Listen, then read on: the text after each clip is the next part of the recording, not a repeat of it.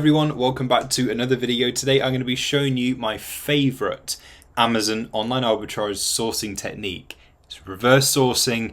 To me, it's one of the most underrated sourcing techniques. I don't think it gets enough love out there, and I think it deserves a lot more. And B, using this technique, for me, it definitely saves me more time.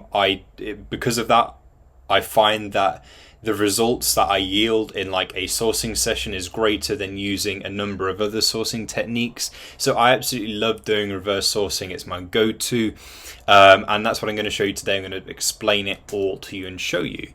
So with your standard sourcing, you're looking at a retailer website and then you're looking at Amazon, weighing them up and then deciding what you're going to go ahead with. Now with the reverse sourcing, you're doing it the other way around. Now, why do this? What's the difference? Why does it save you so much time? Well, I'm going to tell you exactly that. So because you are reverse sourcing and you're looking at Amazon first, all of the products that exist on Amazon, okay? There's no chance of you looking at something on Amazon that just doesn't exist in the database, because it wouldn't make sense otherwise. With looking at a retailer site, it's very possible that you could be looking at items that simply don't exist on Amazon, so you've just wasted a bit of your time there, whereas everything on it obviously is going to be on Amazon. So then you know for sure that that aspect is secure, then you can go ahead and safely source from a retailer site. Also, it helps you establish an item's popularity and how well it's doing and so forth from the get-go. And if you can, you're able to check things like eligibility, IP and all that before you go and do the actual work of finding it from a retail store. So you got that down, whereas you can spend ages looking for something and you find something, then you just compare it to Amazon and within like 0.5 seconds you are then shot down. So by doing it this way, you just tick a load of boxes first before you actually go ahead and hunt down that product online.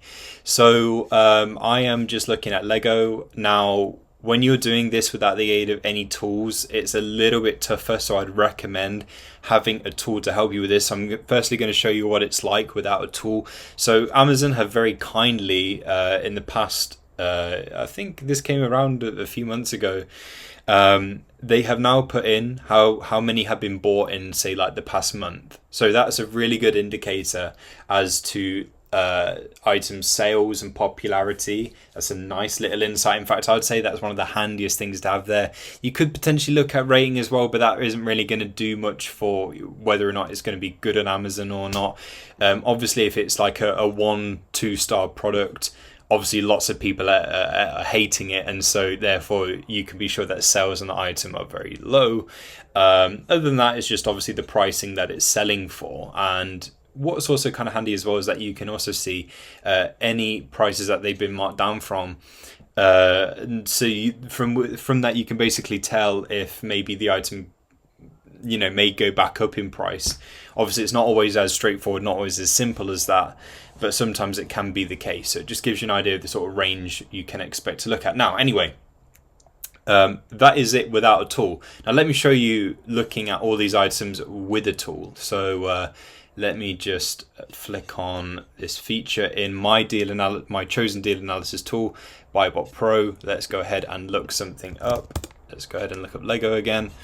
Right, we have this quick look box. Now, to me, this saves me a lot more time. I'd heavily recommend having a deal analysis tool if you are doing Amazon just full stop. A deal analysis tool, just having one upgrades the game. I can't imagine doing Amazon without one. It's probably not safe at all to do Amazon without a deal analysis tool. But with this quick look box, I can see a whole lot more about an item. I can go ahead and do a real in-depth check of, say, the item's eligibility, IP, and so forth. I can have a look at the sales charts as well, so I get a full-on insight into the item, basically, just like from here. I don't have to do much else, so I get a bit more BSR competition and so forth right off the bat. With this as well, it will automatically search for the item for me on Google. If I tap that Google button, I get all the results there. I can have a quick look to see what kind of pricing range I'm expecting to find the item at from whichever retailer. Of course, I may want to do a bit more of an in-depth look than just like the first bit of Google, but this is already crossing off a load of stores for me and also helping me narrow down which ones that I may want to then source from. So, you know, super useful. Whereas if I didn't have that, I'd have to actually go onto Google, look up the product that it is that I want to, you know, buy, and then I'd have to do all that manually. So it just cuts out a couple of steps, helps cut a few corners. Absolutely awesome feature, and that's from BuyWhat Pro, by the way. So BuyWhat Pro is my favorite deal analysis tool, hence why I use it. I'd heavily recommend it to you. And yeah, that is reverse sourcing. That is how it can save time. Hopefully you can see that, especially when you've got a tool on top of that, like it's like an upgrade. Reverse sourcing is my absolute favorite. Go ahead and give it a go. Let me know what you think of reverse sourcing. Let me know how much time it's helped you to save. Let me know what your product results are like. Have you found a lot more doing reverse sourcing? Let me know. Can't wait to hear from you. Hopefully this has helped. Thank you for watching.